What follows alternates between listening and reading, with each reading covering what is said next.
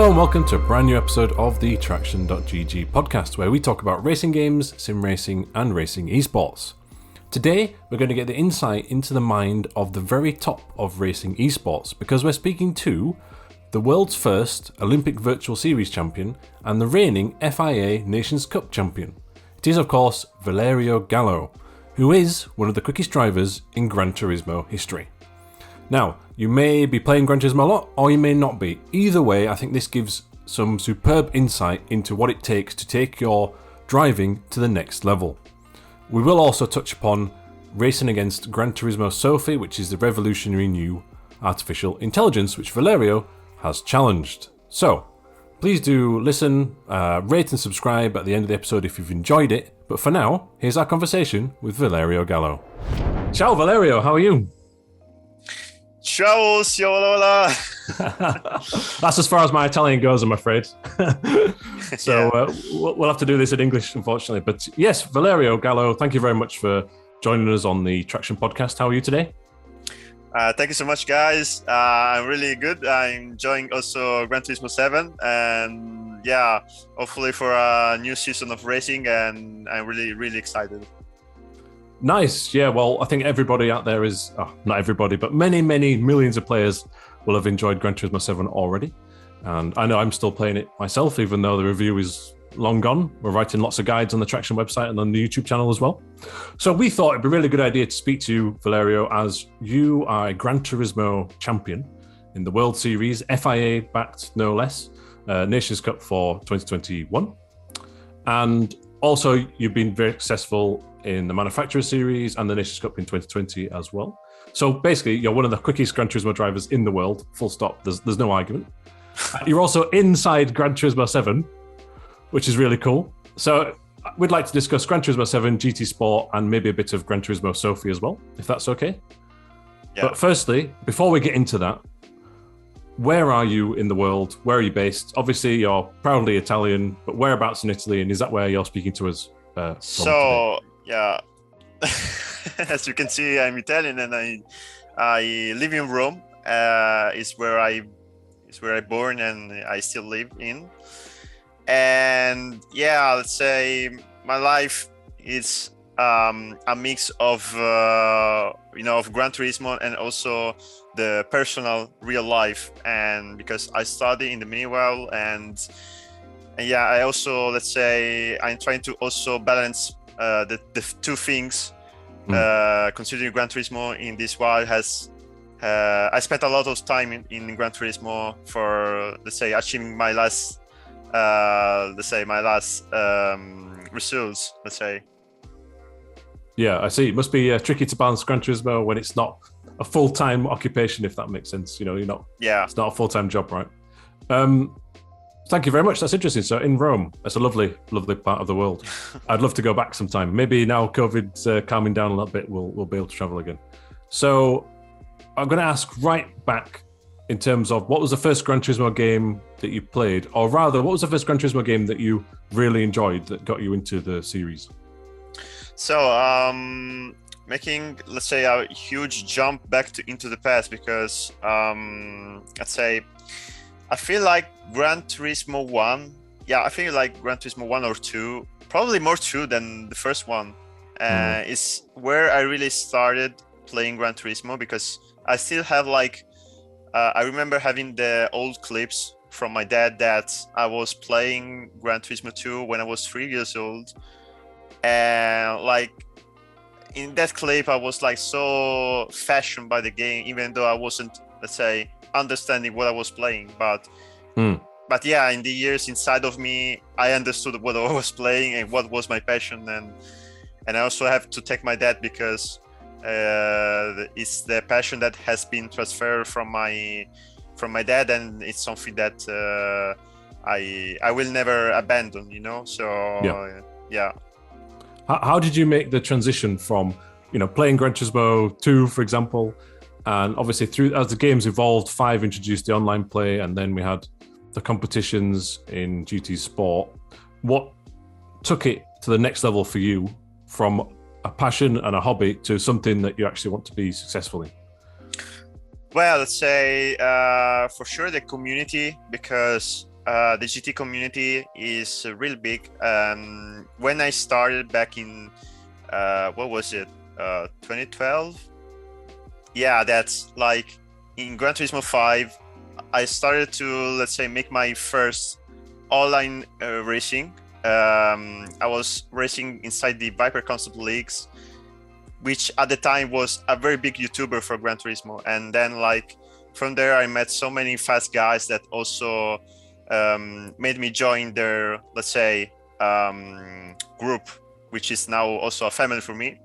And there, you know, I met so many people that made me learn about racing and also how to be faster.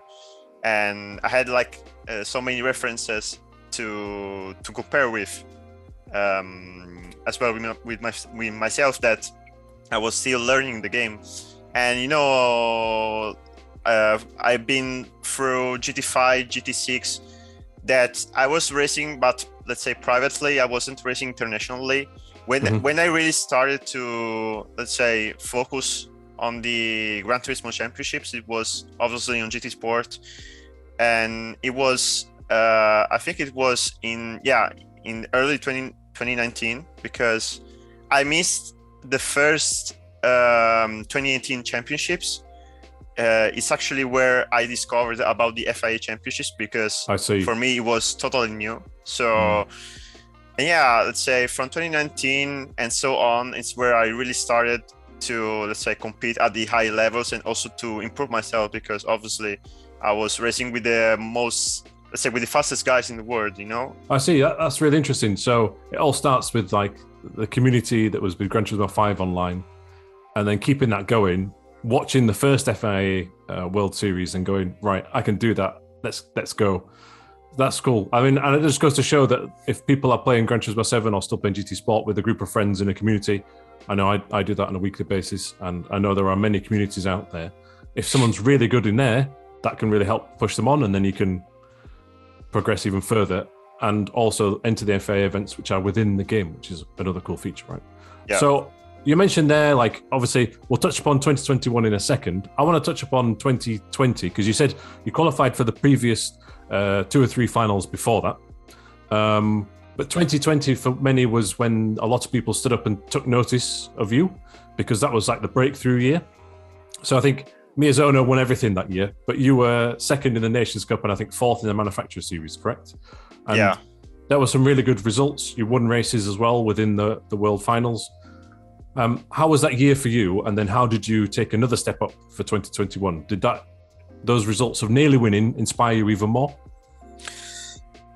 Yeah, for sure, because let's say the gap from 2019 from 2020 was huge, because when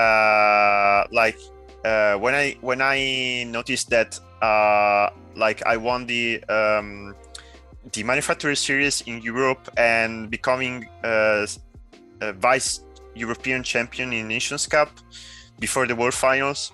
For me, it was for sure a strength that I found, a confidence, but also, let's say, I found the right mentality, because let's say before I was much more anxious about myself when I was racing, but then once I got used to the game, to the strategies, and also to the driving style, because I got let's say inspired by many drivers out there, and you know, once I found the key to the success, let's say, even though I was 3 points behind Miyazono after the Nations Cup World Finals, which made me second at the end, but for me it was already a huge step above, let's say, the past results that I've done before. So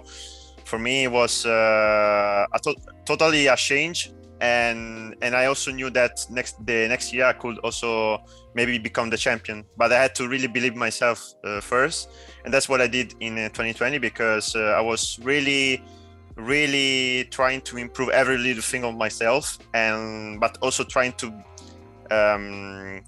not be so anxious about myself, and trying to relax because I think that's the best attitude for racing. So interesting. So there's a mental game there that you're able to develop and improve upon, right? Your mental state of being more relaxed. I see.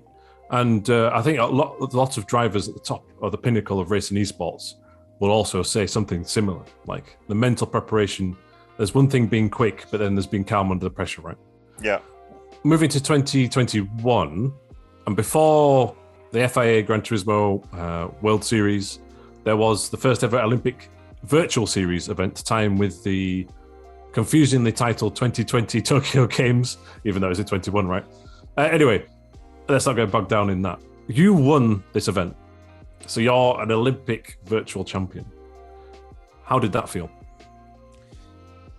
Well, it's magical. I think it's magical because the Olympics was the first ever, let's say, exclusive GT event that has took part in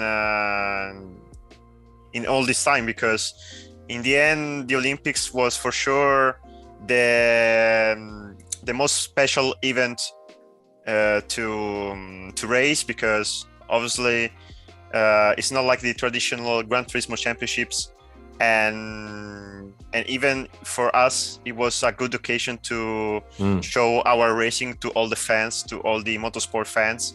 But even, let's say, touching the Olympics for us is for sure a step in the right direction for the motorsport, for the virtual motorsport at least. And I really hope that we can have many more occasions in future, especially in real life, as obviously we still had to, let's say, race from home. But yeah, let's say it was really magical for the fact that we were like, every country was represented by only one driver, which qualified for the time trial qualifier. So so anyone could qualify, just to clarify, right, and jump in there. Yeah. So like, it didn't matter so much about your driver rating, your sportsmanship rating, and things like this. It was just pure and simple, a time trial. Quickest from each nation gets to qualify. So that's that's a huge achievement to even get into the grid. Never mind win it. Yeah, definitely. Like I've saw so many guys from a lot of countries, even countries that I never saw racing before. So we even had like Malaysian guys, Greek guys, and yeah, in the end, even this thing of having 16 different countries, if I remember correctly, that qualified through the Olympics. So it was for sure something really, really special. But at the same time, you know, it was for me, it was like, as I said, even the Olympics trailer, like holding my country on the shoulders, like trying to represent my country at its best. So that's what I tried to do, but also I tried to live in the moment, because I feel like that an occasion like that is really, really precious, and not only for the competition itself, but also for the future of the digital motorsport. And for me, winning this kind of event was for sure the biggest, let's say, the biggest reason to also win the World Championship, so the World Finals in the Nations Cup, and also to keep winning. So it was amazing. Where's the trophy? Is it in a special place?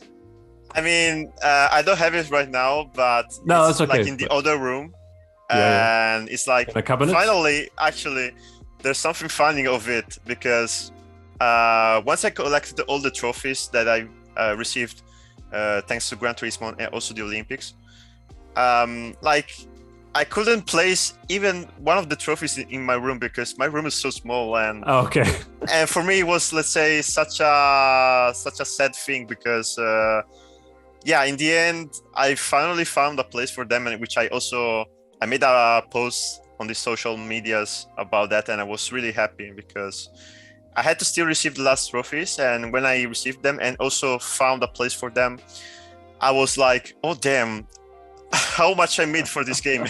Yeah. Yeah, So, it's a really yeah. good collection. And Yeah. we'll put a link in the description of this episode so you can see Valerio on social media and see the picture itself, because it's pretty cool.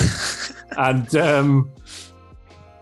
so one of those trophies in that collection is obviously the FIA Gran Turismo World Finals Nations Cup for Italy, which you won in 2021 towards the end of the year. First Italian to do so, I believe.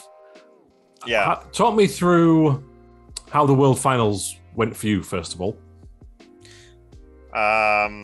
I mean, there's no words for that. I mean, you just it saw went well. that. Yeah, I mean, like, for me, it was like winning, but winning with style, because I won both races, so both the semi-final and the grand final race. Yeah. Even though, like, I didn't even need to win, let's say, the last race, for example, after winning the semi-final, because actually, I was, let's say, for how was the standings before the World Finals, I had to try to be consistent and not, let's say, do any mistakes, because even though I had such a gap from the second place, so from Jose Serrano, Josete, and also Igor Fraga, I believe, so that was in third. So yeah, I had to, let's say, concretize my results and to be consistent and not do any mistake.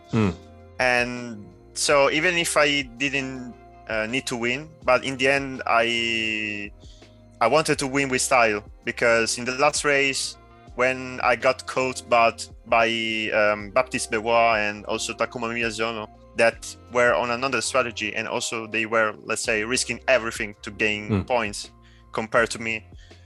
I had just had to defend from Jose Serrano in my case. So even if, for example, Baptiste Benoit or Takuma Miyazono would overtake me, I would have let them by, just like I did. But then, like, Baptiste Benoit had a mistake at the chicane, and also Takuma Miyazono. So in the end, I said, okay, guys, I mean, you're just giving me the win once again, and let's go. So I went for the occasion. I went after the last mistake of Benoit. I went to try defend my place, as I lead like all the race in first place. So yeah.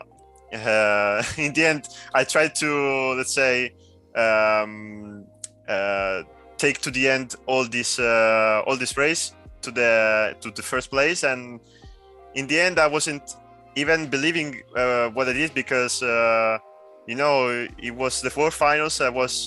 Before the race, I was so tense, and I wasn't even believing of the achievement let's say, how to say. That's all right. You can. Even talking about that, like, it's still emotive, because when I won, I wasn't really understanding anything else. Like, I was so shocked, and yeah, let's say, I think it's the right word. I think I was shocked about it, but then, like, after some days, I realized it. I realized that I won the World Championship, especially the Nations Cup. That for me was probably the most, in the end, the most unique championship to take part in. So, right. Yeah. Well, you certainly did it in style. Speaking of GT Sport, I'm going to ask you some quick questions about the game. Do you know how many miles you've driven in the game? Miles. Okay, miles. I don't think so, because actually I have kilometers in the game, so it's okay. That's dumb. Yeah, that's tricky. But I feel like if I've done like almost 400,000 kilometers. Yeah, so I looked at this morning, and you've done 271,080 miles apparently. Fun fact: if that profile was correct, if it was yours, which is a lot of miles. Do you think you'll ever reach level 50? Or have you moved on to Gran Turismo 7 now? Man, I only arrived at level 49, and Yeah. I was like half bar to the level 50, and I was actually going to do that. But when I started to do like that, there was already GT7 coming out, and you know, Yeah, same. I didn't have the opportunity to complete the game to 100%, but I will do it soon because it's still the last milestone that in GT Sport probably was the most frustrating milestone to achieve, because it takes you so long to arrive to level 50, and I hope so in the future. Yeah, because I was in a similar scenario, similar in that I'm nowhere near as quick as you, but I was on level 47 and a bit, I think. And I was like, 2 months ago, I was like, right, I'm going to do this before Gran Turismo 7. But then, of course, the Gran Turismo 7 review copy arrived, you know, a couple of weeks before the game launches. And then, of course, I'm playing that, not playing GT Sport. And then now we're playing Gran Turismo 7. So I don't know if I'll ever go back. But that's the only trophy I need is level 50. Like, everything else, done. But I'm not sure now. But certainly it was a good 5 years. Like level 50, even greater than a FIA trophy, you know? It's, do you think? Even more important. Oh, maybe I'll go back and do that. Obviously, there was this big artificial intelligence breakthrough recently, Sophy, Gran Turismo Sophy. And I want to touch upon that because I think it's fascinating. Now, this is not a feature that's in Gran Turismo 7 yet. Maybe it will be in the future in some form, but it's not quite clear. But it was tested with GT Sport. And this is a artificial intelligence that learns based on individual people's behaviors. And in the end has become extremely good. There's a great video on the internet, we'll link below, where Valerio is beaten by it. But you're not the only person. I mean, it's driving. It's over. yeah. Goodbye. It's driving some weird lines because, like, it's on the grass for the last corner of Autodromo Lago Maggiore. Is that correct? Yeah. So, what was it like racing against it, and where do you think the future of that's gonna go? So, like, when I started to race against the AI, I was expecting to be like so easy, like first try. Yeah. But yeah, I just looked at it. Like the driving license the AI was taking, and I was like, what? Like, it's something that it's not even real, you know, because as much as I was used to do the normal racing lines, I was like seeing the AI doing such a different lines, like slower entries, but it was still able to keep the speed out of the corners. But also, for example, the AI putting 2 tires on the grass to try maximize the entry in the corner, for example, and to have also a better exit.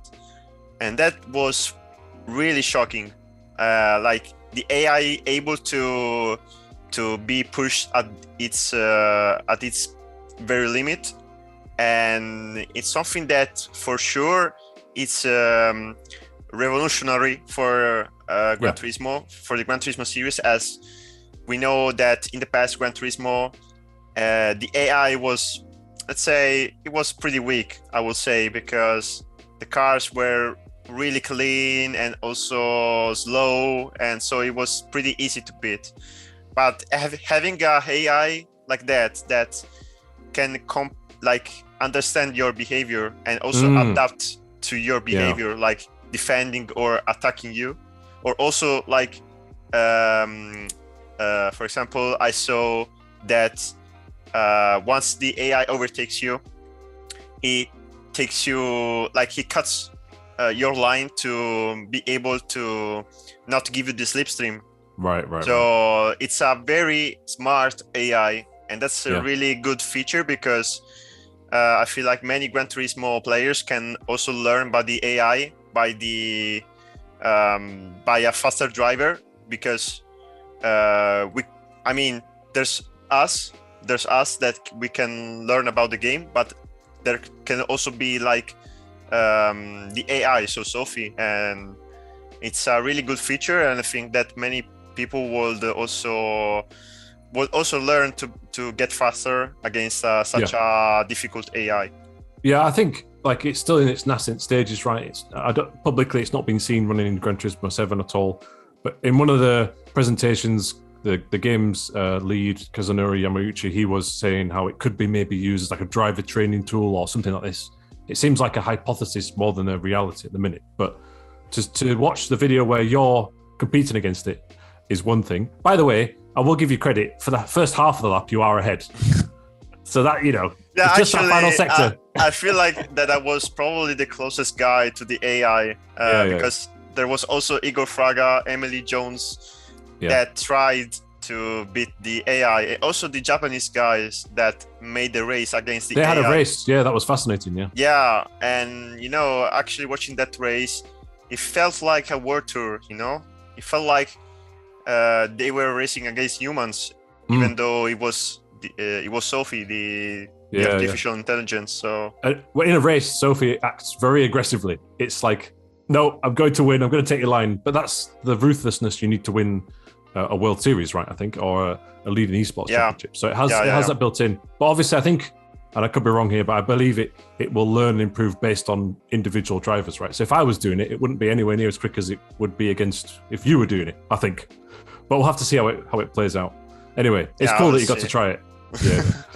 All right. So the big topic is Gran Turismo 7 because this is going to be released a few weeks after we recorded. But at the time of recording, it came out just 7 days ago for most people.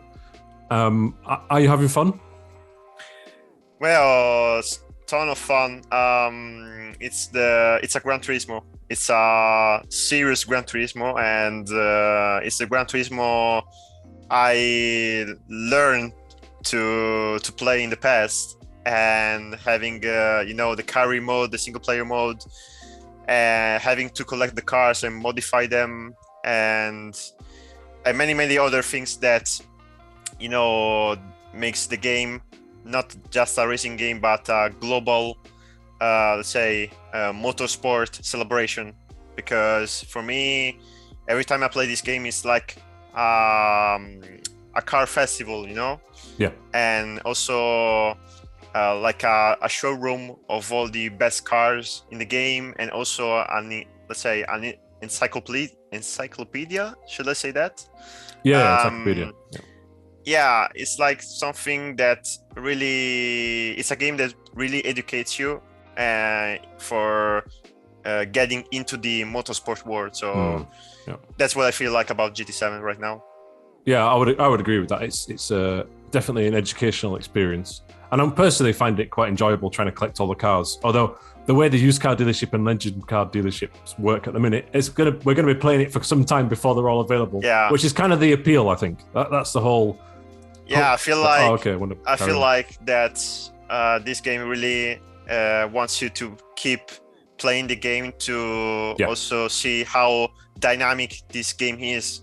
Because, for example, one day we have in the used dealership, we have some kind of cars. Then the other day we have certain type of cars, and then you also have the legendary cars, which are also very expensive. So you have to, let's say, farm yourself get to be able to buy those cars. So I feel like the single player mode is back alive in comparison to GT Sport, where obviously it was much more. The game was much more focused on the online competitions. Yeah, and that's the Gran Turismo I wanted since a lot of time. So yeah. So you're in the game several times, and I'm going to say this: I've beaten you a few times, Valerio. And it felt good. But obviously, it's not actually you I'm racing against. But it's really cool to see. Yeah. I bet people are posting to your social media saying, "Oh, look, it's you," which must feel cool. How did that come about? Like the meme, the Spider-Man meme.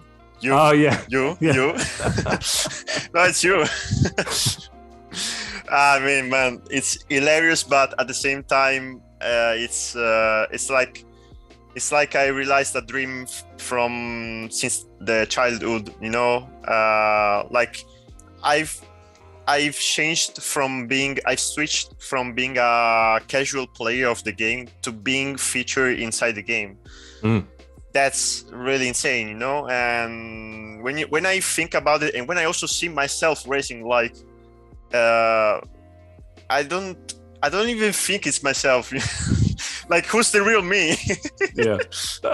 But yeah, it's something that Gran Turismo I really appreciate about what they done, what they did, and I feel like that as well. All the other FIA drivers are really, let's say, are really pleased about this this way of featuring us in the game, and so not only in the FIA championships.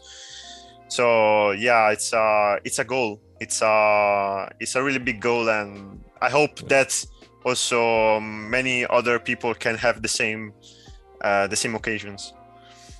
Yeah, I think hopefully it will just showcase the Gran Turismo esports drivers more and provide more context and character to you and get more people watching it in the future in whatever form that's going to take this year, which I'm sure will be announced at a later date.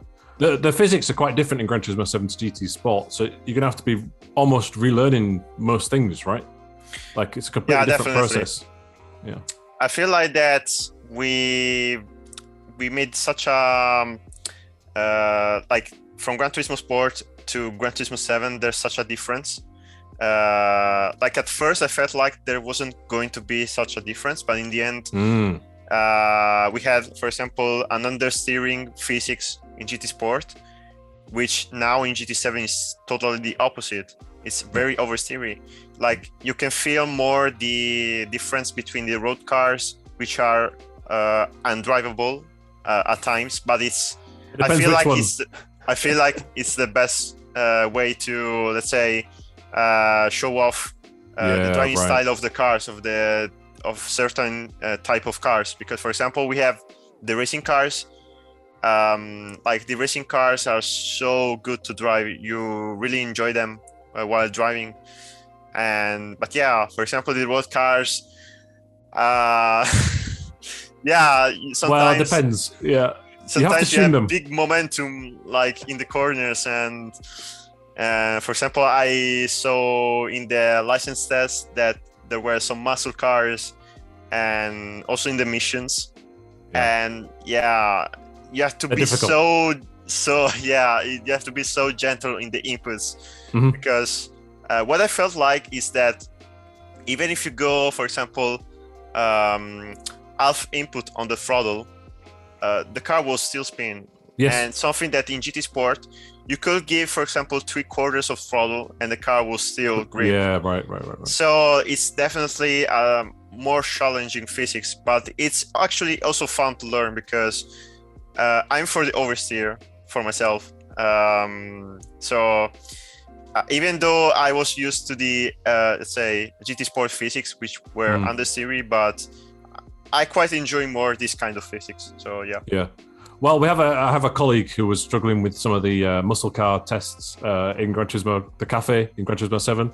So now he'll be very happy to know that a world champion was also struggling as well, right? So that's good. And also, yeah, like you mentioned there, like you have to be so very gentle with the throttle with a rear-wheel drive road car. One of the license tests is with an AMG at Dragon Trail, and the first time I did that, I had to span around 4 times, and you've got to really adjust, haven't you? It's really interesting.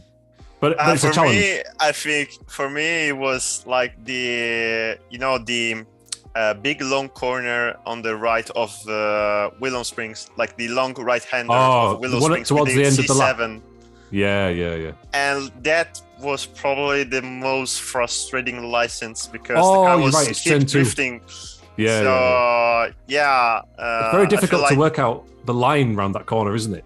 And then when you work out the line, you put too much throttle and you're in the weeds. Yeah, it's such a long corner because you don't see the end of it. But the thing is, already from the entry of that corner, the car will still slide, and you have to keep the throttle all the time, like below the half of the throttle, let's say. And I think that's in a nutshell, I feel like that's the physics of the game, and it's definitely more challenging.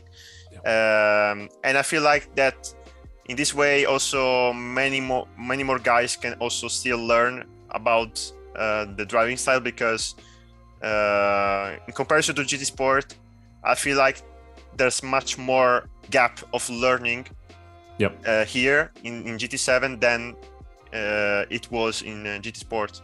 I would agree with that. And certainly, I'm not going to disagree with an expert like yourself, but there is a more steeper learning curve. Yeah, exactly. But then when you do get it, it's more satisfying. All right. Well, thank you very much for your time. I don't want to take up too much more of your time, but I'm going to finish with three quick questions, if that's okay. All right. What's your current setup? The equipment that you use? What seat? I can see you got a play seat, and what wheel? Is that a TGT2? It's the first gen of the Thrustmaster TGT. The TGT Thrustmaster. Yeah. Cool. And yeah, obviously the play seat, as you can see, and then like I have this wall rig, which is also mounted with a monitor. I feel like it's a BenQ monitor, and nice. Obviously offered by my team, and I want to still thank my team for that, because before I was racing, on a desk with a wheel like shaking, and that's what I still do. On a chair like yours, for example. So it was for me really painful. So I want to still thank them for providing me all the stuff. Nice. Because for now I'm racing, but I'm racing really comfortably, and that's something that it's an extra while racing, because you don't feel so much stressed and also tired. Cool. Yeah, you don't have to think about if your desk is going to fall apart or wobble or shake or anything, because it's just and a PS5, I take it. Yes. Yeah. Of course, absolutely. I was lucky actually, because I mean, in this period, finding a PS5 is like a miracle. But I was lucky this summer to have it for Gran Turismo 7. Nice one. Yeah, that's good. The other thing is, I was going to ask quickly: do you miss shuffle races? Oh man, Gran Turismo 5 shuffle racing. I only asked because I mentioned them apparently too many times. That was the best feature. It was in a Gran Turismo multiplayer mode, because like just joining the lobby and having you assigned a car and competing with all the other cars that were randomly assigned to the players, and that were also balanced between themselves, because actually, if I remember correctly, like you already had the performance point system, so that was a thing before GT7. So you could already balance the cars. So even before GT Sport, for example, before the BOP system, and so it was really working. It was so fun to do, and I'm really hopeful for GT7 to bring it back, because for me it's the best. Yeah, like it's the best racing mode that they could have. So I mean, GT7 is going to be supported and updated for a long time. I think there's already a statement with a bullet point list of here are all the cool things we're going to add, and so I really hope. I mean, it's not the end of the world, but I had a really good fun time. I have very. And I gotta say, I want to also add that, for example, in GT Sport, the BOP system was working properly on the racing cars, so Group 4 and Group 3 cars. Yep. But for example, on the street cars, it was way too unbalanced. Yeah. And like, it's even like paradoxical, or how should I call it? Like paradoxal. I don't know. But it was funny that, for example, already in Gran Turismo 5, you had like this system that could balance the cars way better. Yeah, that's true. And we'll see how the PP progresses in Gran Turismo 7. I think there's some refinement still needed there, but I think hopefully they'll get there. Yeah. But yeah, shuffle races for the win. Thank you very much. Thank you.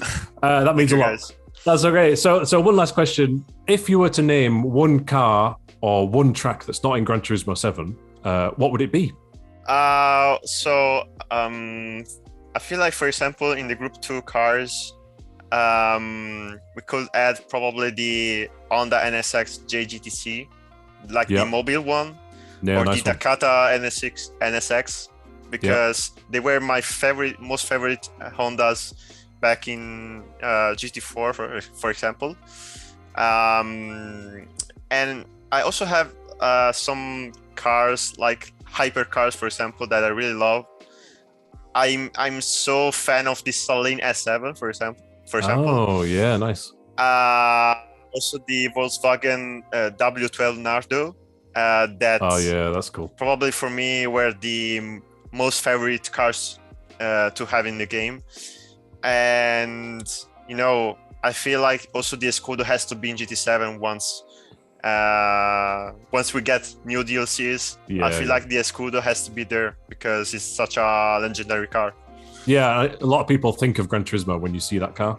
The Suzuki Pikes Peak, it was amazing. And what track would you like to see in the game that's not already there? Just, it can be anywhere. I feel like Motegi first as a real circuit, because I feel like it's been missing a lot from the last game, so GT6. Yeah. So that's my most favorite track, real track after the Nürburgring. And as an original circuit, I have many, but I feel Apricot Hill. Also, we have already High Speed Ring, which is also another track that I really like.